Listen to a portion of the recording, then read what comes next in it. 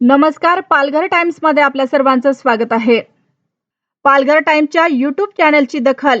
वाडा नगरपंचायतीची अतिक्रमण हटाव मोहीम, कर्मचाऱ्यावर हल्ल्यानंतर गुन्हा दाखल। वाडा शहरातील मुख्य रस्ते व पदपथावरील वाढत्या अतिक्रमणाविरोधात वाडा नगरपंचायतीने मोठी कारवाई सुरू केली आहे।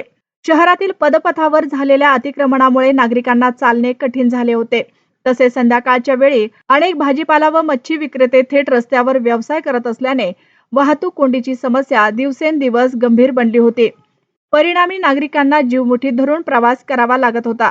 या समस्येची गंभीर दखल घेत वाडा नगरपंचायतीचे मुख्याधिकारी मनोज पष्टे यांच्या मार्गदर्शनाखाली अतिक्रमण हटाव मोहीम राबवण्यात आली। कारवाई दरम्यान अनेक ठिकाणी अतिक्रमणधारक व नगरपंचायतीच्या कर्मचाऱ्यांमध्ये वादावादी झाल्याचे पाहायला मिळाले। सायंकाळी सुमारे 7च्या सुमारास नगरपंचायतीचे अधिकारी व कर्मचारी अतिक्रमण हटवण्याची कारवाई करत असताना काही भाजीपाला व मच्छी विक्रेते घटनास्थळी धावून आले।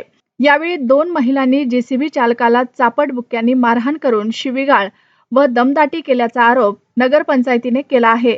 या घटनेनंतर नगरपंचायतीचे अधिकारी व कर्मचारी वाडा पोलीस ठाण्यात दाखल झाले। संबंधित महिलाविरोधात शासकीय कामात अडथळा निर्माण करणे, शासकीय कर्मचाऱ्यावर हल्ला करणे यासह लागू असलेल्या कलमांनुसार गुन्हा दाखल करण्यात आला असून या प्रकरणात आणखी कोणाचाही सहभाग आहे का याचा पोलीस तपास सुरू आहे।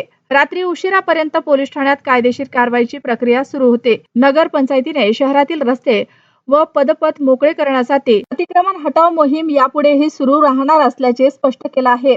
दरम्यान अतिक्रमण कारवाई दरम्यान काही नागरिकांनी असा आरोप केला की टपरीधारकांकडून कथितरित्या चिरीमिरी घेऊन त्यांना संरक्षण देणारे काही लोकही कारवाईच्या वेळी रस्त्यावर उतरून विरोध करताना दिसले। या आरोपांची अधिकृत पुष्टी झालेली नसून संबंधित प्रकरणाची निष्पक्ष चौकशी करून सत्य समोर आणावे अशी मागणी नागरिकांकडून होत आहे।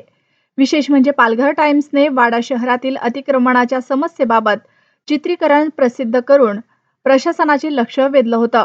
त्यानंतर नगरपंचायतीने तातडीने अतिक्रमण हटाव मोहीम सुरू केल्यानं अनेक नागरिकांनी समाधान व्यक्त केलं आहे। शहरातील पदपथ व रस्ते अतिक्रमण मुक्त करण्यासाठी सुरू झालेली ही मोहीम सातत्याने व निष्पक्षपणे राबवावी अशी अपेक्षा नागरिक व्यक्त करत आहेत।